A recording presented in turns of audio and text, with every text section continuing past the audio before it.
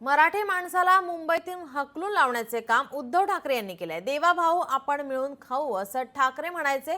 शिवसेनेच्या रामदास कदम यांनी हल्लाबोल केलाय। रामदास कदम यांचं वक्तव्य मराठी माणसाला मुंबईत हकलून लावण्याचे काम उद्धव ठाकरेंनी केलंय।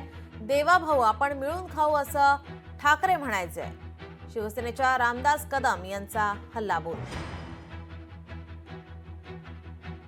ज्या उद्धव ठाकरेंनी 25 वर्षामध्ये आमचा मराठी माणूस मुंबईतून हकलून बाहेर काढला, किती 50% मराठी माणूस होता।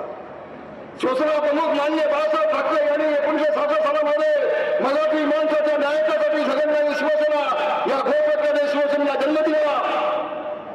हा म्हणता शिवसेना मोठी झाली।